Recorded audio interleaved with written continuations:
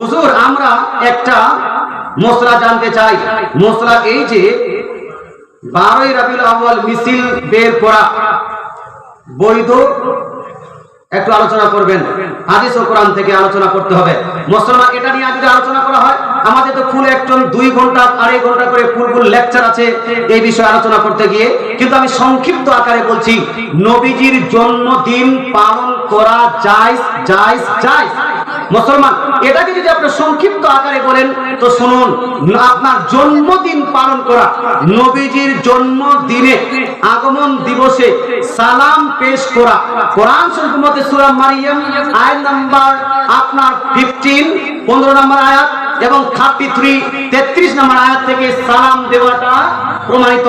মুসলমান নবীজির প্রতি দরুদ ও সালাম জন্মদিনে পাঠ করা, এটা আপনার সুনান ইবনে মাজাহ জিল নাম্বার 1 হাদিস নাম্বার 1137 এর মধ্যে এখান থেকে প্রমাণিত। নবীজির আগমন দিবসকে ঈদ বলে আখ্যায়িত করা, এটার প্রমাণ সুনান ইবনে মাজাহ জিল নাম্বার 1 হাদিস নাম্বার 1152 এর মধ্যে লিপিবদ্ধ আছে। নবীজির আগমন দিবসকে কেন্দ্র করে মিলাদের আয়োজন করা, মেহফিলের আয়োজন করার প্রমাণ সুনান নাসাই জিল নাম্বার 2 হাদিস নাম্বার 5443 এর মধ্যে হাদিস আছে। নবীজির আগমন দিবসকে কেন্দ্র করে খুশি পালন করা, এটা সূরা ইউনূস আয়াত নাম্বার 58 এর মধ্যে 58 এর মধ্যে লিপিবদ্ধ আছে। মুসলমান আপনাকে বলতে চাই, নবীজির আগমন দিবসকে কেন্দ্র করে পশু জবাই করে মানুষকে খাওয়ানো, এটার প্রমাণ ইমাম বুখারীর ওস্তাদ ইমাম আব্দুর রাজ্জাক মুসান্নাফ আব্দুর রাজ্জাকের মধ্যে জিল নাম্বার 4 পেজ নাম্বার 339 এই জায়গাতে লিপিবদ্ধ আছে। নবীজি নিজের জন্মের খুশিতে পশু জবাই করে সাহাবাদেরকে খাইয়েছেন। জোরে বলেন সুবহানাল্লাহ। মুসলমান নবীজির আগমন দিবসকে কেন্দ্র করে জুলুস করার প্রমাণ, জুলুস মিছিল করার প্রমাণ আপনার সৌদি আরব থেকে ছাপানো সহিহ মুসলিম শরীফ, যেটা সৌদি আরব থেকে ছাপানো হয়েছে, সহিহ মুসলিম শরীফ জিল নাম্বার 2 হাদিস নাম্বার 7707 এর মধ্যে প্রমাণ আছে।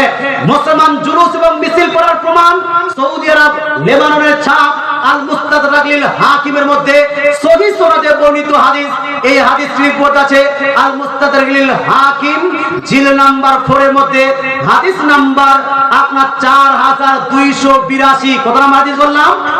4282 এর মধ্যে লিপিবদ্ধ আছে। তাহলে এক কথায় সব জিনিসের প্রমাণ আছে। এক একটা করে হাদিস পড়ে তরজমা করলে একটু সময় লাগবে, এই জন্য সংক্ষিপ্ত আকারে আমি আপনাকে বর্ণনা করে দিলাম।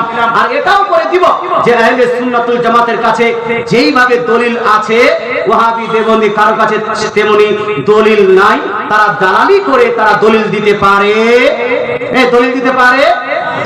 দলিল দেওয়ার সৌভাগ্য একমাত্র সুন্নিরা পেয়েছে, আর দালালি করার সৌভাগ্য তারা পেয়েছে।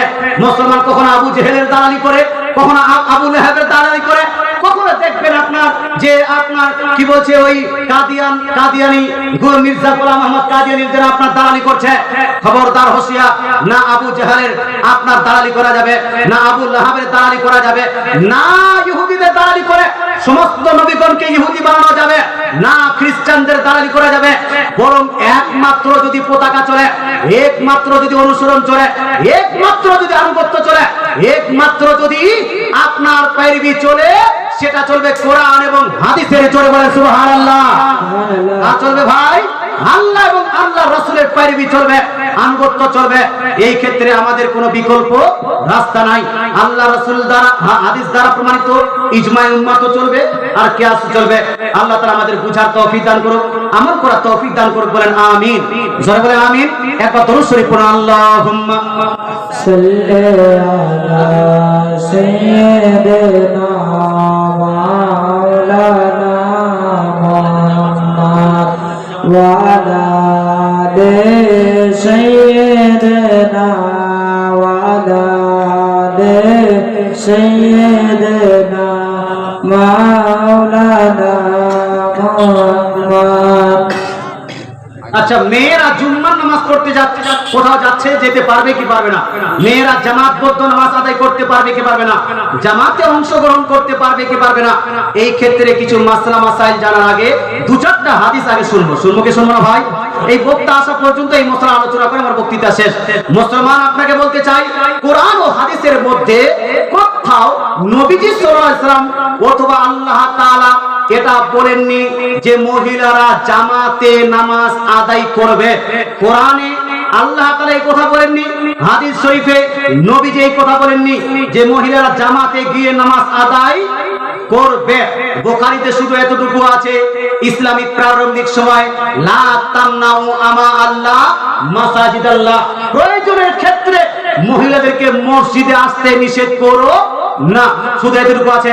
জামাতের কথা কোথাও উল্লেখ, জামাতের কথা কোনো উল্লেখ, মসজিদে আসতে নিষেধ করা প্রয়োজন খাতিরে, তখন প্রয়োজন ছিল নবীজি সাল্লাল্লাহু আলাইহি ওয়াসাল্লাম নিষেধ করেছিলেন।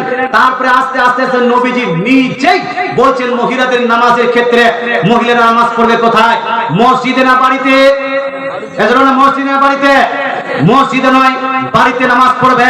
সুনান আবু দাউদ হাদিস নাম্বার 570 এর মধ্যে, কত নাম হাদিস বললাম?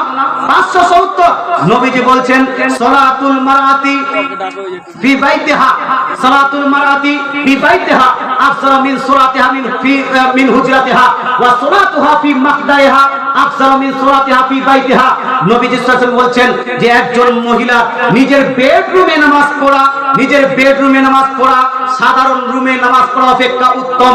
আর একজন মহিলা নিজের ওই অন্দর মহলে লুকানো রুমে নামাজ পড়া, বেডরুমে নামাজ পড়া অপেক্ষা উত্তম। দয়ার নবী মায়া নবী মহিলাদের জন্য অন্দর মহলকে সাজেস্ট করেছেন।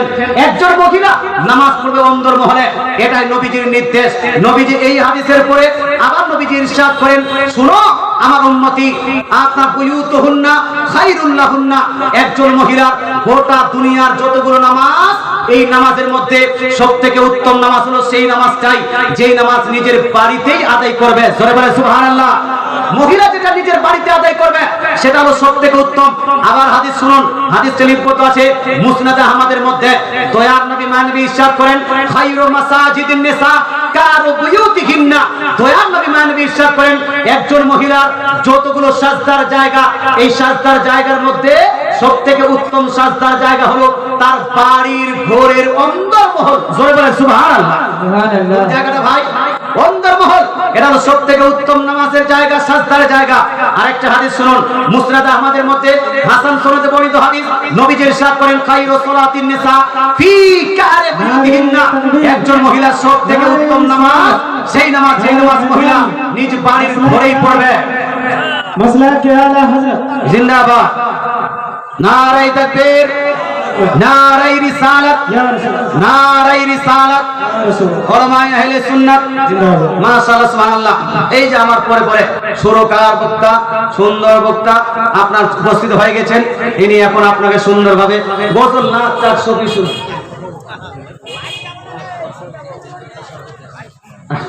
মুসলমান, আপনাকে বলতে চাই, তো মহিলারা নামাজ পড়বে কোথায়? কোথায়? বাড়িতে। নবীজি ইরশাদ করেন, কোন মহিলা যদি জামাত পরিত্যাগ করে বাড়িতে একাকী নামাজ পড়ে, তাহলে জামাত অপেক্ষা মহিলাটি 25 গুণ বেশি নেকি পাবে। কত গুণ? 25 গুণ বেশি নেকি পাবে। এটা সূরা আপনার জামে সাগীরের মধ্যে ইমাম জালালউদ্দিন সুয়ুতী হাদিসটি আব্দুল্লাহ বিন উমর রাদিয়াল্লাহু তাআলা থেকে বর্ণনা করেছেন। 25 গুণ বেশি নেকি পাবে যদি নবী কোন মহিলা জামাত ত্যাগ করে একাই নামাজ পড়ে, একাই নামাজ পড়ে ওই মহিলাকে। আচ্ছা, এটা হলো 2 নম্বর বিষয়। বললে হুজুর, এই যে তাসাহুদে আঙ্গুল এইরকম হিলানো যাবে কি যাবে না? হে মুসলমান, আত্তাহিয়াতের সময় আঙ্গুল হিলানো যাবে কি যাবে না? তো হাদিস বলছে, সুনান আবু দাউদ জিল নাম্বার 1 হাদিস নাম্বার 991 এর মধ্যে স্পষ্ট হাদিস, নবীজি নামাজের সময় তাসাহুদ পাঠ করার সময় কানা ইউশিরু বিউসবিহি ওয়ালা ইউহাররিকুহা, নবীজি আঙ্গুল দিয়ে ইশারা করতেন, লা ইউহাররিকুহা, আঙ্গুলটাকে হিলাহিলি করতে না। সুতরাং নবীজির সুন্নাত যদি পালন করেন তাহলে হিলাহিলি করবেন না। আর যদি মাস্টার ডাক্তার নায়ক খলনায়কদের সুন্নাত পালন করতে চান তো হিলাতে থাকবেন। নাকি বলুন?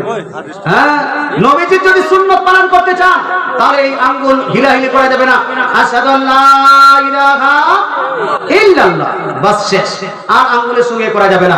যাই হোক ভাই, বলতে এটা চাই, এটা আচ্ছা, এই বিষয়টি আপনি ইমাম নববী রাহমাতুল্লাহি আলাইহি কি বলছে আপনার শারহে মুসলিমের মধ্যে উল্লেখ করেছেন, তারপর আল মাজমু শারহে মুহাজ্জাবের মধ্যে উল্লেখ করেছেন, ইমাম বাইহাকিও বলেছেন যে না, হিলাহিলি করা যাবে না। মুসলমান অসংখ্য মুহাদ্দিস মুহাক্কিক মুফাসসির মুস্তাহিদ করেছেন আঙ্গুল হিলাহিলি করা যাবে না। এরা হলো ওই বলছে হাদিস কানা মানুষ, কোথা থেকে কি নিয়ে আসলে হিলাহিলি শুরু করে দাও। আগে তো এরাও হিলাতো না, আগে তো হিলাতো না মুসলমান। যাই হোক, এক কথা হলো এই যে আঙ্গুল হিলানো চলবে না। যাই হোক, অনেক মাসলা বললাম, অনেক বক্তৃতা করলাম, অনেক আলোচনা করলাম। আলোচনার মাধ্যমে কেউ যদি কষ্ট পেয়ে থাকেন ক্ষমা প্রার্থী। কোরআন ও হাদিসে যদি কোনো রকম ত্রুটি করে থাকে তাহলে তওবা করতেছি, আস্তাগফিরুল্লাহ রাব্বি মিন কুল্লি জামবিন ওয়া আতুবু ইলাইহি, আস্তাগফিরুল্লাহ রাব্বি মিন কুল্লি জামবিন ওয়া আতুবু ইলাইহি, লা ইলাহা ইল্লাল্লাহ মুহাম্মাদুর রাসূলুল্লাহ সাল্লাল্লাহু তাআলা আলাইহি ওয়া আলিহি ওয়া সাল্লাম, ওয়া মা আলাইনা ইল্লাল বালাগ। আসসালাম।